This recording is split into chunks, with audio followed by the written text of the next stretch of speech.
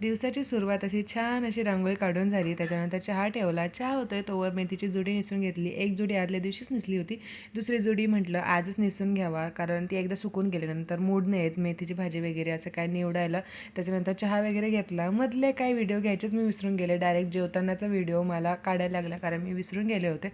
आणि सध्या हिवाळ्यात ना इतक्या हिरव्यागार भाज्या खाल्ल्यात ना, मेथीची भाजी, शेपूची भाजी, कांद्याची पात, हरभऱ्याची भाजी, कोथिंबीरच्या वड्या, कोथिंबीरच्या भाकरी.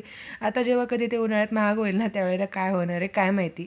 त्याच्यानंतर दुपारी ना यांना स्टॉपवर सोडवायला गेले होते आणि आल्यावर बघितलं तर आमच्या दोघांच्या पण गाड्या धुळीनी पार इतक्या माखल्या होत्या. म्हटलं चला तेवढाच नवरा खुश होईल म्हणून दोघांच्या पण गाड्या छान अशा पुसून घेतल्या. आणि आमच्या दोघांच्या गाड्या पण ना एकाच कंपनीच्या आहेत आणि कलर पण ना बऱ्यापैकी सेमच आहे.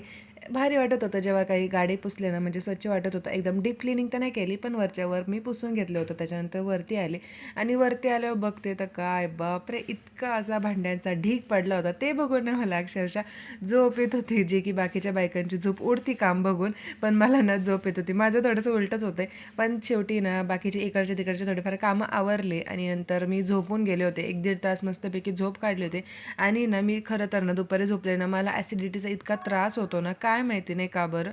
पण ना झोप आली ना, मग मात्र मी झोपत असते. रोज तर नाही झोपत, पण कधीतरी मी झोपतच असते. मस्तपैकी फ्रेश वगैरे झाले. संध्याकाळी ना गहू टाकले होते दळायला. काय माहिती यार, इकडं ना अजिबातच चांगलं दळण देत नाही, म्हणजे एकदा खरबुडं देतात, पण आता ऑप्शन नाही आहे.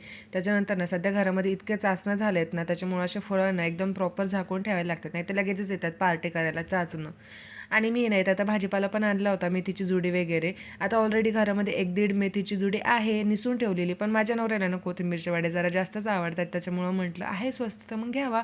मग ते पण घेऊन आले आणि झाकून वगैरे ठेवलं होतं. माझ्या नवऱ्याने रात्री मला 12:30-1 वाजता मॅगी करायला लावली होती, जी की 1.5-2 महिन्यापासून घरामध्ये आणून ठेवली होती. आणि तसं तर ना भरपूर महिन्यापासून मी मॅगी पण नाही खाल्लेली.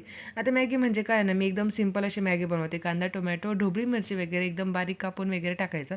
आणि ना मी जसं आहे ना पातळ भाजी असते ना तशा टाईपमध्ये बनवते, म्हणजे पाणी थोडंसं जास्त ठेवते. आणि जेव्हा कधी मी मॅगी बनवते ना, त्यावेळेला ना मॅगीचे एकदम बारीक तुकडे करून घेते. बाकीच्यांना अशी लांब लांब मॅगी खायला आवडते, पण मला अशी तुकडे केलेली मॅगी आवडते.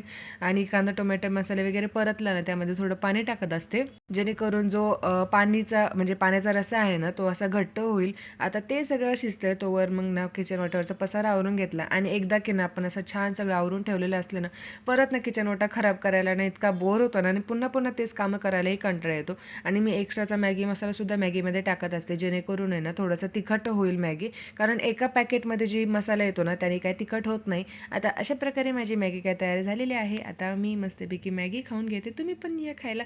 चला तर मग भेटूयात पुढच्या व्लॉगमध्ये. तोपर्यंत बाय बाय. जय गणेश.